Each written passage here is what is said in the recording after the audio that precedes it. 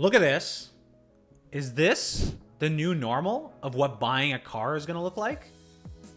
Everything marked up over MSRP.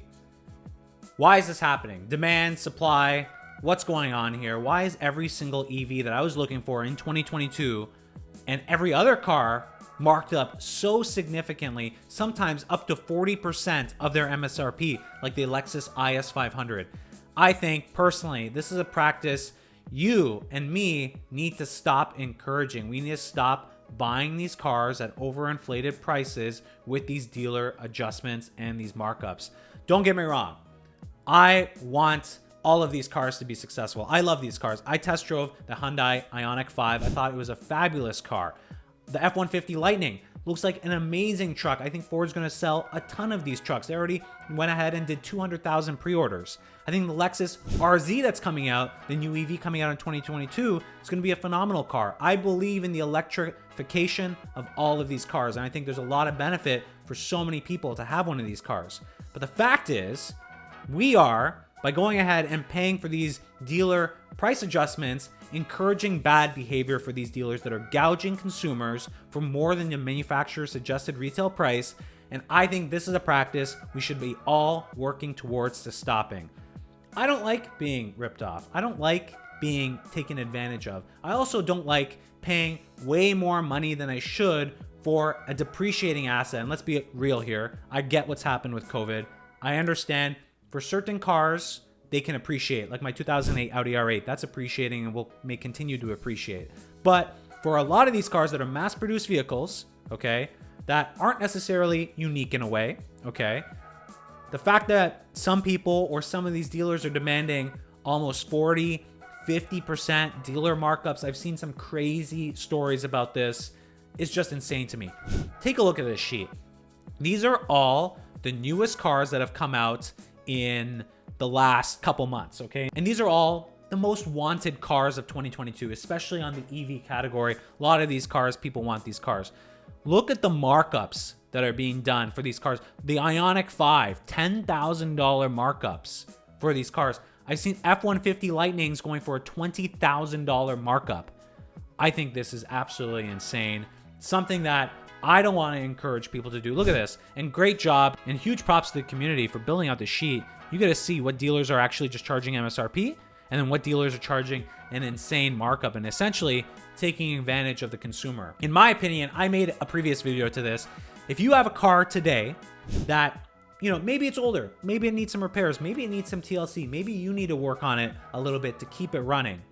If you can keep that car, I suggest you do keep that car. My prediction is by the end of 2022, we're going to see the supply chain balance itself, especially for those mass-produced cars. I have family that works in the auto industry as well. They're hearing things from the supply chain. Things are ramping back up slowly.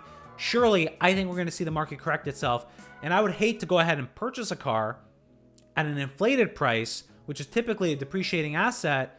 You know, the dealer's taking advantage of me, and then I'm left holding the bag. Yes, I want these cars. The Ioniq 5 is a great car. The Ford Mach-E, amazing car. The F-150 Lightning looks like it's going to be fabulous. It's something that I want. I can imagine myself getting in that car.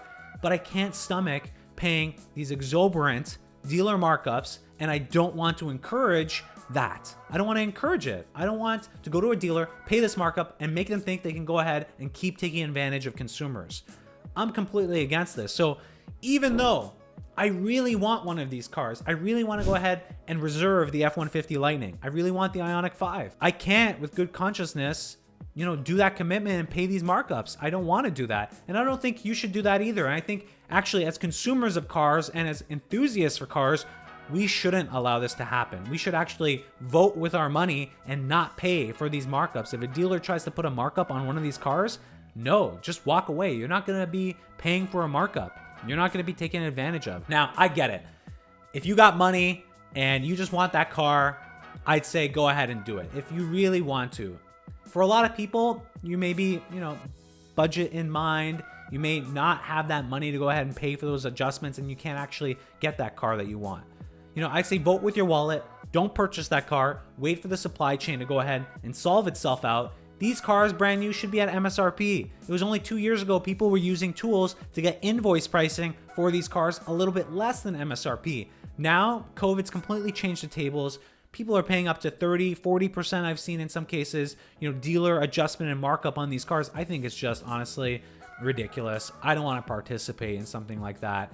And honestly, I just don't want to, because it makes what was supposed to be an affordable car or more affordable car just out of reach and unattainable for a lot of different people. And I don't want to encourage that. So I'm not going ahead and doing it. And if you're wondering how you can stop it, you can stop it by not buying those cars, by voting with your wallet. If you're going for a test drive and looking for one of these cars and they say, hey, we have a $15,000 dealer adjustment, you say, hey, I'm going to be leaving. Where's the door? That's what you should be saying, in my opinion. But let me know your thoughts. I'm curious, what are your thoughts about these dealer price adjustments and markups? I just think it's not a good practice. I don't like it. I don't want to encourage it. I get it from the dealership perspective. That's the market price for these cars today, and that's the demand. And people are paying for it. I see that. I understand that. People are doing it. And I think those are the people that are, they want the car really badly. They're willing to do it. People that have that cash that want to do it and maybe, don't care about $15,000 or $20,000. I'm pretty frugal as an accountant. I'm a previous accountant. So when I see that, I just think, I don't want to do that. Why would I do that? Why am I encouraging this type of behavior when I'm purchasing a depreciating asset? It just doesn't make sense to me. But I don't know. Let me know your thoughts. And I look at this and it's just like, I just feel like people are taking advantage of people. And it's like a typical human thing to do. It's like, when money's on the line, people will do whatever it is to claw every dollar out of people. And I just don't want to do that. And I want an F-150 Lightning really bad, by the way. And I just can't do this. So vote with your wallet, vote with your conscience, vote with, your power as a consumer. Just don't do it.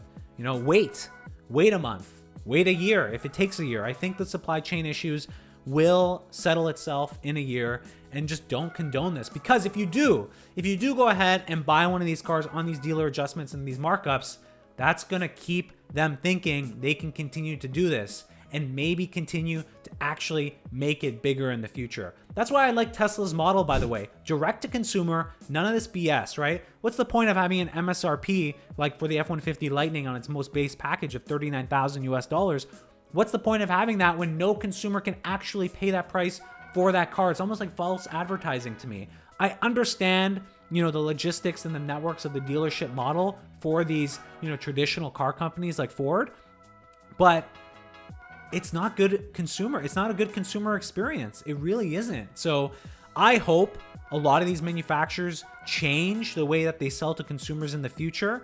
I don't know what that looks like for the dealer network in the future, but I hate seeing this stuff. I don't want to take any part of it. And I wish, dealers would actually, and I know some dealers do, they don't do this. And that's why we look at this list. A lot of dealers don't have a price adjustment on it. So hats off to you, to those dealerships that aren't doing this, hats off, and allowing consumers to actually buy them at the MSRP. But for those dealers that are taking advantage of the consumer, I don't want to participate in that. I don't want to encourage you to do that. And I'm not going to encourage anybody that I talk to do that. But let me know your thoughts. Am I completely out of sync here in my mind of how I'm thinking about these cars? I get the supply and demand imbalance today, but it's just a matter of principles, in my opinion, is that I don't want to encourage this type of behavior, because what does that mean for the future of buying a car? And it doesn't seem like it's a good thing going forward, especially once the supply balance kind of, settles itself at the end of 2022.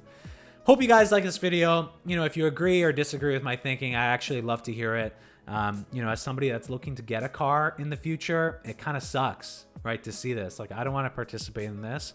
I just want to be able to walk in and potentially look to buy a car that I really like, that suits my needs. And now that's made a lot harder to do, which I really hate. So again, if you guys like this video, make sure you give it a like, make sure you subscribe to the channel. Thank you guys so much for all the support. Really looking forward to what 2022 has, in offer for us. A lot of stuff happening with the Audi R8, which I'm excited about. We're continuing maintaining that Lexus, that tank with 350,000 kilometers, right? So I don't necessarily need to buy a car. It's a want. Let me be clear. That Lexus will probably last for the, lifetime of my life, probably to 1 million kilometers. Let's see. I'm really going to be doing a test on that. And then I have some more news on a motorcycle coming in the spring. I'm looking at a few options. I don't know what I want yet. You know, nothing captured my heart as the 899 Panigale did. My Ducati Monster is now sold. I'm so sad about that. So I'm really looking for kind of the next motorcycle and what I'm going to get. If you have some suggestions, happy to hear those as well. That'll be pretty cool. Spring 2022, hopefully less lockdowns, more enjoyment. I hope you guys are keeping safe, and I'll catch you guys in the next video.